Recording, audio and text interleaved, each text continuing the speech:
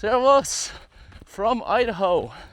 I'm running today in the LOWA Amplux 2 GORE-TEX model. LOWA is of course a German brand, in case you didn't know. Very focused on technical alpine terrain. They make pretty solid hiking boots, and moving into a little bit more the trail running game these days. So just to set expectations with this shoe being alpine focused, that means there is a high emphasis placed on protection from rocks, rugged terrain underfoot. There is no soft, cushy, marshmallowy softness underfoot here. So let's run through the specs while I'm getting rolling here. US 9.5 here, true to size, 11 ounces, 312 grams. You've got a dual density midsole called Dyna EVA here. Specified stack is 25 at the heel, 19 at the forefoot for a 6 mil drop. I did feel like I had to double check that though. That seems excessively thin. I measured 30 millimeters at the heel, so that puts it at 30-24, 6 mil drop again, which feels about right.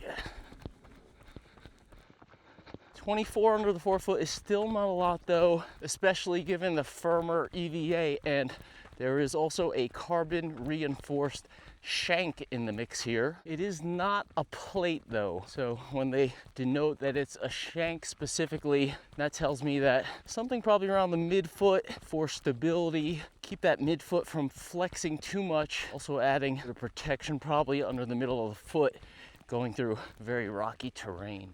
It definitely is a pretty firm ride so far. See some rocks up there. We'll see if I can head over that way, but I am going to head over that way. It has some kind of surface of the moon type of rocks underfoot, and it'll be a good test of the protection underfoot here. I don't think that shank extends all the way to the forefoot. I would imagine it's right in the middle, but it's still pretty firm underfoot. You get a lot of protection from just the density of the EVA itself, and also you got full carbon rubber here with deep 4 mil lugs. It's firm, and I'm not feeling anything really poking its way through to my foot at all. A very important point to note about this shoe, and this is related to the firm ride, they actually call out that the fit, the sizing, the width of it is designed for a medium width foot. Now, I've never actually seen that on a shoe model page description before, but it does seem very specific, and I think I do have probably a medium width foot, and the fit is just perfectly wrapping my foot right now. So even though the shoe is a firm shoe, a firm feel underfoot, the fact that I have, especially at the forefoot, nice kind of, I wouldn't call it wide, it's probably right about accurate to call it medium, but a healthy amount of space for my forefoot, at least in my particular width, to spread out and absorb impact and not feel like I'm getting squeezed, and that firm midsole, the impact is getting directed to like a squeeze point under the middle of my forefoot. I really feel like I'm using the entire width of my forefoot to absorb a lot of that impact, or most and even all of that impact. Aside from just the forefoot, the fit throughout the rest of the shoe is excellent, really dialed. Love the midfoot hold here. Heel hold is also good. Perhaps a touch high with the heel collar. I'm gonna take a stop for a close-up a little bit further up ahead, but really secure and dialed throughout the shoe, all three areas, forefoot, midfoot, heel, and that gives you a lot of confidence just being agile, throwing your footsteps around. Despite the shoe being a bit heavy, 11 ounces, some of that contributed to the GORE-TEX factor, I still feel like very agile in the shoe. I feel like I can really hop around a lot. Just feels totally connected to the bottom of my foot, which is something you really want in a technical shoe. Got LOWA track outsole here, 4 millimeter lugs, solid depth there, good coverage of course for protection, but traction is also, I'm finding, pretty excellent. It's not as adaptable under the forefoot, so a little bit of sideways stiffness, I would say, but the lugs themselves are gonna grip very well, bite into loose terrain, at the same time protect the bottom of your foot. Quick little stop here to take a look at the upper. You've got that GORE-TEX upper. It's not invisible fit though. There's a little bit of a liner on the interior here, and it's kind of like taped along a few of the seams on the inside, and then you have this outer layer. It's definitely a warm shoe. It's probably around 45 today, perhaps a tiny bit warm for a GORE-TEX shoe, but it's okay at this temperature. Once it gets colder, I found that it's really nice. They talked about being a medium width fit, and I find that to be the case right across the forefoot here. You don't have a lot of overhang here. Again, you've got 24 here, 30 under here. The drop feels good, nice and solid. I feel it's quite flexible with that shank over here. You could kind of see I get good flex around the ball of the foot. It's really easy climbing. I don't notice any stiffness. Probably that shank around here is helping keep the foot over there. Of course, protection when you're landing on anything in that area, and a little bit of lateral stability. Coming back to that medium width fit here, I like that the lace throw is wide in these shoes. I always find that could give me a better fit because these two side panels squeeze, and then you have squeeze over the top when you tension the laces. So you get kind of like a 3-directional squeeze on your foot, rather than when this throw is too narrow, it just squeezes too much from the side, and I feel like that pinches my foot. Sometimes it can even make my forefoot go numb, and just gives me overall less good feel, less ground feel, especially when you're in technical terrain. Got some lace loops over here. Let me pop the shoe off actually. I think this is a little bit touch high. It's kind of, I could feel this on the back of my foot, but it's really nothing too crazy. It's not bothering me. I'm getting no issues or irritation or anything. I feel like it's a little spacious inside the heel there. That's why I've got my Jogology socks here. It has a bit of a, I think it's an arrow heel, whatever they call it. A little bit of extra cushion in the heel. I have various socks that kind of work like that to fill up a little heel space. So really good fit inside the heel. I just think maybe perhaps this could go down just a tad. I don't really feel like this thing needs to be this tall over here. You can see the rest of it is pretty low, so that's nice. Perhaps for stability. They talked about a heel stabilizer. That's something listed on their website, and the heel counter is actually quite firm, so you could see this. I'm putting quite a bit of pressure in here, and it's really not bending too much. Along the sides, it's not super high, but again, it is a little bit on the stiffer side, and I think that just goes for technical terrain. You want that heel to kind of be locked in, and you don't want to have your foot twist out in the rear of the shoe. If you could see along the interior there, you can see that light gray area. That's the GORE-TEX layer, and there's some seams there where they kind of tape between the tongue, so it's fully gusseted, fully waterproof in there.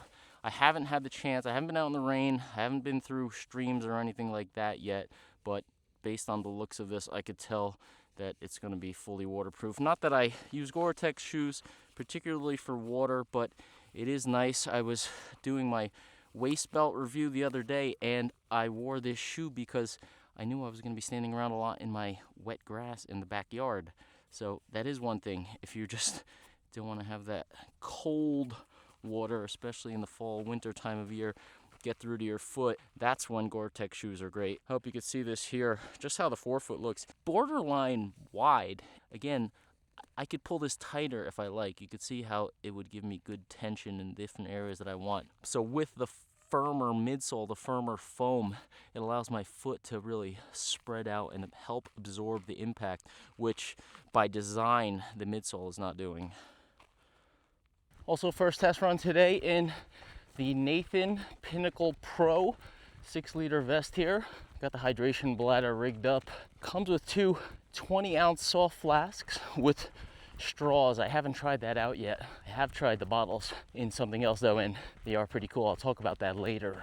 I've been running another vest where the front bottle pockets are a little bit higher, so these ones sit a little bit low, hence they give you the straw, so I want to test that a little later on, as I said. But it is an exceptionally comfortable vest, I have to say. It's more of a body mapping type fabric, and feels like you're more wearing clothing than some of those other vests that are more structured. You could kind of feel the outline of it around your body. More test miles to come in this one, more test time and duration on trail. I'll be doing a full review of this one and the other smaller quick start vest. Climbing again, no problem. Feels great, good flex. Don't feel any pressure at the forefoot from being squeezed. Again, space is good, flex is good. That adds up to smooth and easy climbing.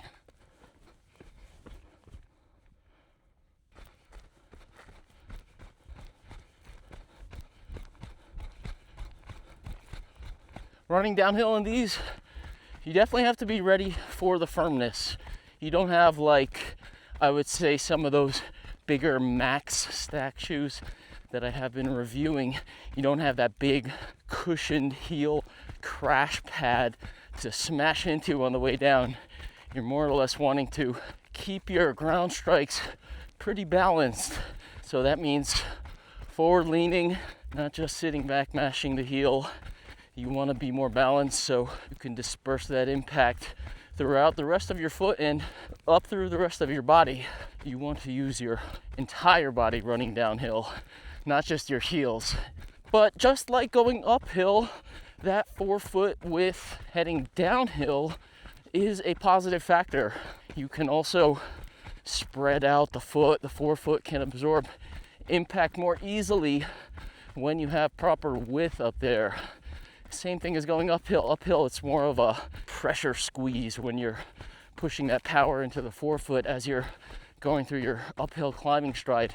Downhill, it's more about spreading out in the same way, but in an power or force impact absorption way, which this shoe handles quite well. Big thank you to LOWA for getting me out this test sample. I know it's been out for a little bit of a while, but I got to connect with them out at TrailCon this summer, and they do have some exciting models coming up in 2026, including the new Skyterra.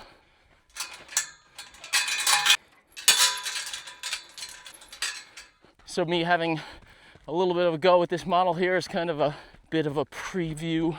Try to get my feet wet with the brand, how they feel, especially sizing. When some of their newer stuff comes out in the coming year, I want to make sure I'm dialed in with the proper size, especially, of course, being alpine oriented. Spring, summer 2026, I'll have more opportunities to get up in the sawtooths, get into some real mountain terrain in those, so really looking forward to that. Love the feel of this shoe here. Again, not too tight through here with these rocks, but just feels great. I feel like I can put my foot wherever it needs to be. Gonna be a great shoe picking through rocky terrain. Definitely a solid East Coast shoe for those of you out there on the Beast Coast in the US of A. Similar terrain, not similar, but similar rockiness underfoot as the alpine terrain that this shoe is born and designed in. LOWA as a brand, that is.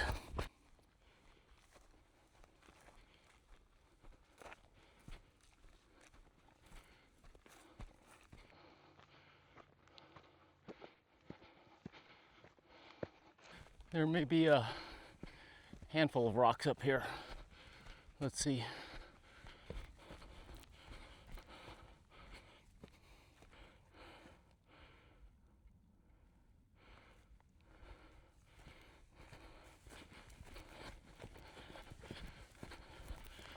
Protection is very good here. Definitely feels like a kind of flat. It almost feels like there is a plate under the forefoot. Again, they called it a shank, but it seems like it is kind of stiff laterally, so you do have to be careful. You don't want to slide off sideways here. This is actually especially tricky, as you can see, because it's all rocks, but all kind of covered in grass here, so sometimes I catch something that I would have probably spotted on a more wide open trail. But 24 millimeters plus that LOWA Trek outsole does seem to be doing a good job of deflecting pretty much everything.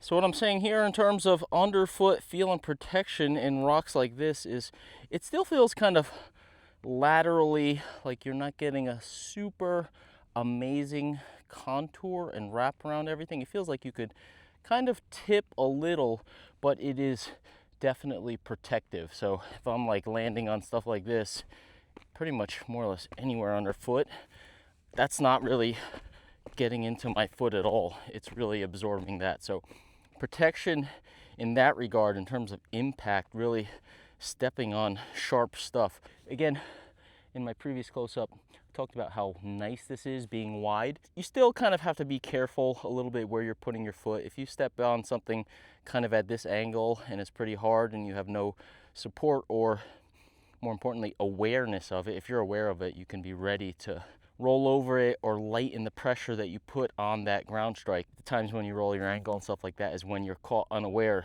You got to be careful when you land on something like that. But that's with any kind of alpine design shoe. You're going to have that firmness, that stiffness baked into it for, again, for that protective aspect of it. But that's going to obviously work against you in terms of stability. So you have to work with that when you're running. There's no doubt about that. So I think I covered a little bit of everything in this review here. Certainly rocky and technical terrain. Only thing probably missing is wet rock, but I think LOWA has a reputation for doing okay there. I was actually hiking up in Germany up to the Kampenwand, and they had a little hut there near the top, and it was a LOWA hut where they had their boots and I believe some of their hiking models that you could take out and hike around in the Alps for the day. So they seem to be well versed in that department, but I will check back in after some future testing, answer any questions that you may have regarding that. But overall, really fun running in this shoe. It is 11 ounces. It is a firm ride, but it's a different type of shoe for a different type of terrain. And so me running around up there, if that resembles, even in the slightest bit, the terrain that you run on, certainly a bunch of stuff out in Germany that I've run in, and back on the East Coast in New Jersey, that does come to mind. So could be a good pick out there. The weight at 11 ounces, surprisingly runnable. Again, coming back to the fit, always coming back to the fit when it's so secure as it is with this one, and the 4-foot width and hold is just about right, which it is pretty much spot on for my foot.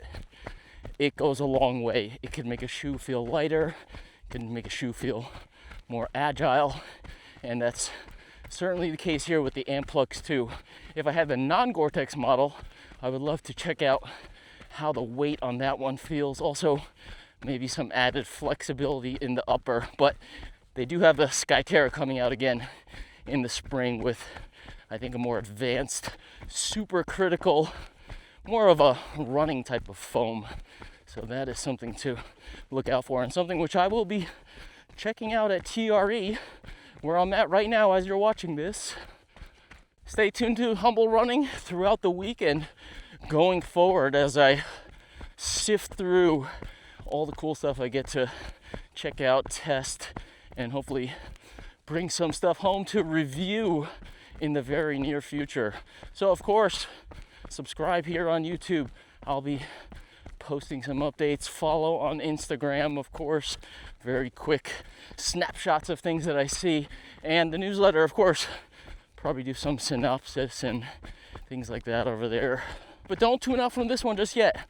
I'm actually gonna head back to the van. I have a couple other shoes in there, what I feel are maybe comparable models in technical terrain, shoes you've seen on the channel before, shoes that I trust running fast and technical terrain, shorter distance generally, maybe one option for something a little longer. Well, I'm almost back at the van. Let's see. It's cold for sure. Water feels cold, but feet are feeling dry, that's for sure.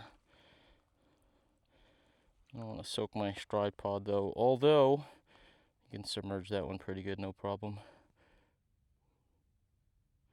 Yeah, still dry.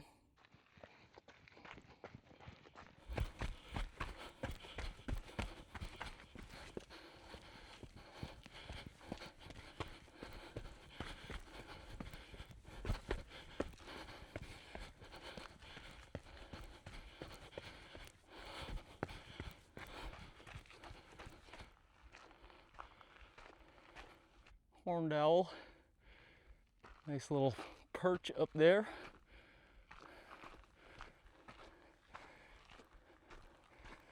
Look at that guy. I'm losing daylight here, so I'm gonna have to run through this quick. I tried these shoes on real quick. I haven't run in these two recently, but obviously I tried them on just side by side before putting them down here. This in the US 9.5, I'll talk about sizing first. This feels like a perfect fit, true to size, US 9.5, EU 42.5. I've got the Scarpa here. This is the Spin Ultra 2 US 10 EU 43, and this shoe definitely feels more snug to me. If I put these side by side, you could probably, maybe hard in the video to tell the difference between the toe boxes.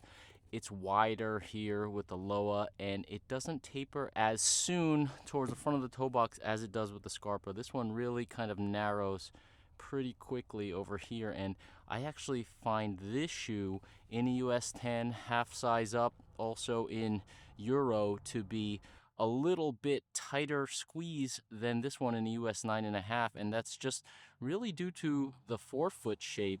The Spin Ultra 2 is actually a little bit of a higher stack. I measured it at 34.30. Again, you had 30.24 in this one. You've got a TPEE midsole here. So the foam is certainly going to be lighter because you're getting more of it at a lighter weight. This shoe comes in at 10.7 ounces.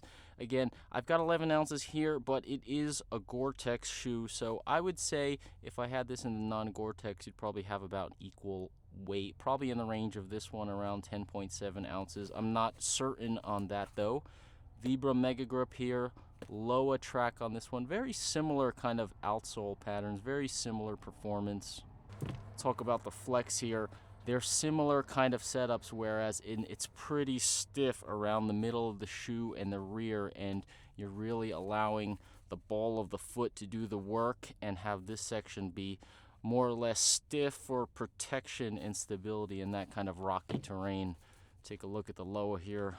Flexing this one, it's pretty much the same. It seems to flex a little bit more, and that could also be due to the lower stack. Again, you've got 24 up here, 6 mil drop, 30.24 compared to a 4 mil drop in this one, so you have 30 up here. So it doesn't flex as easily. It just overall feels a little bit of a stiffer shoe. This one feels stiff but more flexible in comparison to the Spin Ultra 2, but I would say this is surely a shorter distance shoe than the Spin Ultra 2. This is made for really longer ultras, and it's going to keep your foot protected for longer, but I would caution that you do have to have more of a narrow foot in this one. Lastly, a little bit of a different option here. This one I think was at 8.7 ounces. Yes, 8.7 ounces, double check that. 28-22 millimeter stack, Dream Foam, nitrogen infused TPU. Smallest stack out of all of these. You got 30-24 over here, 28-22, and it definitely feels like it. This shoe feels very thin. These shoes both feel thin, but this one feels kind of firm, and the main difference with this shoe is really the flexibility. It has a carbon fiber plate in it, but it's still very flexible. So you feel a lot of the ground through this shoe, but it also allows you a lot more flex. So it may not be the most protective. You have a little bit of exposed stuff right through here.